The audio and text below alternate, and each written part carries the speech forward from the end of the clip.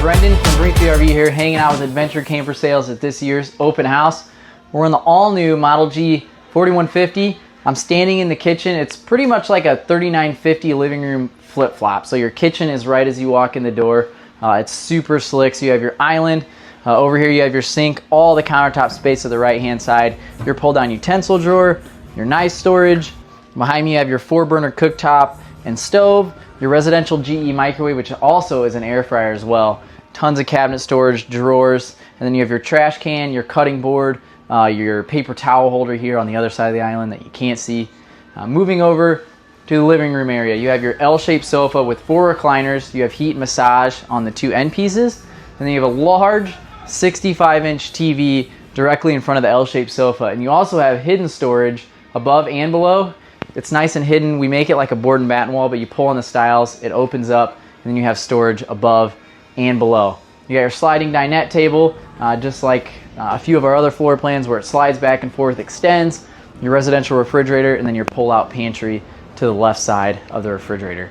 Moving up to the bedroom bathroom area, large one-piece fiberglass shower. You have your pull-out linen drawer, and then your trash can just below it.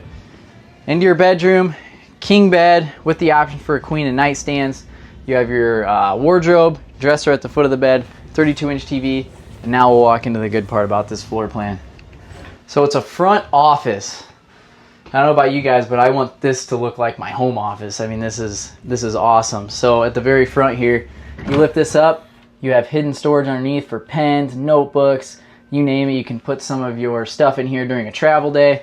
And you have all these shelves with outlets.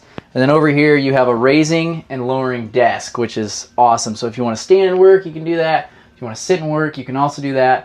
And then you have drawers and then storage on each side. And then one of these drawers is a file cabinet. It has lips on each side where you can put envelopes and different folders in there as well. And then storage up above. All right, so you've seen the front office portion of this. We're now in the back in the garage area. So it's tough to call these things a toy hauler because people are using them for so many different aspects. It could be a garage. You could put your golf cart, your motorcycle, a side-by-side in here. But a lot of people are using it for a bunk room for their kids. They're also turning this area into an office. So this is an 11-foot garage. You also have the patio off the back, which is awesome for hanging out.